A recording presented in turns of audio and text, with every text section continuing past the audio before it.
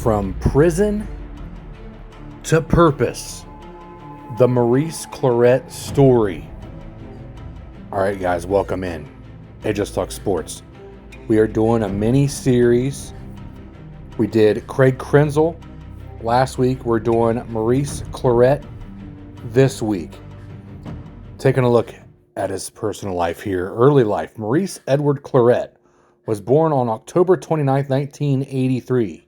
He grew up in Youngstown, Ohio, a city known for its toughness and gritty work ethic. He was raised by a single mother. He experienced the struggles of growing up in a challenging environment. Now, his mother instilled in him the values of hard work and determination, but it wasn't all hardship and grind. So Clarett took to a life on the streets early. So he was drinking, getting high, stealing cars. He was robbing stores, selling drugs. Listen to this. He was placed in juvenile detention 3 times. This was before he even finished middle school, and was only saved from a permanent life in jail because he could play football. Taking you to high school about Maurice Clarett first showed his skills as a tailback at Austintown Fitch High School. Then he transferred to Warren G. Harding High School, where he became known across the country. Now, these numbers are staggering for the high school college football stats. Check a look at this. Now, during his high school career, Clarett rushed for over 1,800 yards and scored 28 touchdowns in his senior year, earning a spot on the All-State team. Now, the accolades started pouring in after that, so he was named the USA Today's Offensive High School Player of the Year back in 2001. He also won the Mr. Football Award in Ohio, given annually to the best high school player in the state by Associated Press. So Mr. Football, Mr. Ohio, Maurice Clarett back in 2001. The nation's number 5 running back in the class of 2002. He received offers from Notre Dame, Miami, Fresno State, and then he chose Ohio State under Jim Tressel. Taking you to the Ohio State Buckeyes when Maurice graduated high school going into college. As a freshman, Clarett started at running back. At the first time a freshman had started at that position for Ohio State since 1943. Let me repeat that again. Maurice Clarett started as a freshman. First time ever that's ever happened at Ohio State since 1943. He rushed for 1,237 yards in just 11 games and led the Buckeyes to the national championship game. His defining moment came in the 2003 Fiesta Bowl. Clarett not only rushed for a touchdown, but made a 31-24 in overtime. Then everything fell apart. The NCAA investigated him for an incident where he more than $10,000 worth of clothing, cash CDs, and stereo equipment. It was stolen from a car Clarett had borrowed from a dealership. He was later charged with lying to police on theft and was suspended from Ohio State for the season. Taken away from football, his life spiraled out of control. As he later said, quote, "I got a ton of violations and they eventually suspended me. The next thing you know, I was substituting by drinking and drugging." So later on, he tried to go in the NFL, the NFL draft battle. Clarett sought to enter the NFL after just 1 year in college. He sued the league, arguing that the rule requiring players to be 3 years removed from high school was a violation of antitrust law. At the time, the NFL was the only major male pro league that blocked players from entering until a prescribed period after high school graduation. So a federal district judge initially agreed with Clarett, writing with that the eligibility rule must be sacked. But the ruling was overturned on appeal. In a widely unexpected move, Clarett was selected on the first day of the 2005 NFL Draft. With the final pick of the 3rd round, he was picked 101 overall by the Denver Broncos.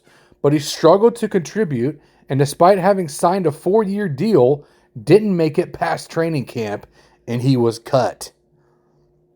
He actually won, and he played for the Broncos, went through all this court hearing and everything, actually got to go and drafted in the 2005 draft to the Denver Broncos and squandered it away in 2006. Clarett was charged with aggravated robbery in Columbus and was sentenced to 7.5 years in prison. Alcohol use and depression throughout those setbacks led to his 2006 arrest, trial, and conviction for aggravated robbery and carrying a concealed weapon. But prison became a turning point. So incarceration was the beginning of Clarett's redemption. He had his first ever mental health assessment and started a treatment plan, including medication that helps regulate his mood. He also wrote a blog about his life titled The Mind of Maurice Clarett. Check that out. So with contents uploaded by his girlfriend on his behalf. So his girlfriend helped him out. Mind of Maurice Clarett. Check it. He focused on improving his mental health and read business and psychological books. He was granted an early release on April 7th, 2010, but was ordered to stay at Maryhaven, an addiction treatment center in Columbus, for 6 months. So he got out in 2010 in April, and then had to go to Maryhaven for 6 months. Now this is the redemption what we're going to be talking about. This is so awesome. In 2016, Clarett started the Red Zone, a health agency in Youngstown, Ohio, offering services for mental health and addiction recovery, social work in schools, and other community support. Now 2018 comes. Students who received services from the Red Zone saw their GPA increase by an average of 16.5%. He also wrote a memoir. Check this out. One and Done. How my life started when my football career ended. So Clarett reconnected with Ohio State by taking courses and working out with current football players. Now, he was featured on ESPN's 30 for 30, the documentary Youngstown Boys, in December back in 2013. He also worked as a consultant for the University of Connecticut's men's basketball program back in 2019, mentoring players during the team's back-to-back national championship runs.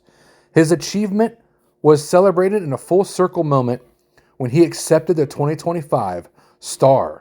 It's called the Stress, Trauma, and Resilience Award at an event for Ohio State's Department of Psychiatry and Behavioral Health in the same building we had received his suspension in 2003. I'm almost going to start crying here. This is intense. So for the 2024-2025 college football season, Clarett returned to Ohio State as a part-time mentor for the football program just like a year ago. He's been there for a couple years now, still there, working with the team during their national championship season. If that doesn't give you goosebumps, I don't know what will. So what is the takeaway, you ask? We do all this mini-series, all this stuff. Maurice Clarett, is it all about football? No, it's not. He did everything. Any worst-case scenario that you could possibly imagine, Maurice Clarett had it happen. Possibly one of the greatest football players of all time that didn't amount to anything on the football field, but turned his life around.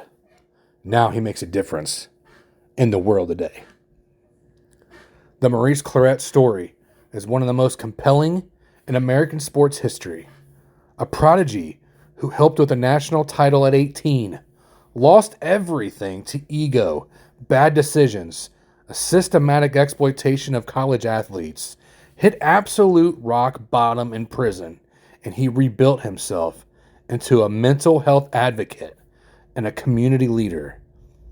The kid Youngstown almost lost became the man Youngstown needed.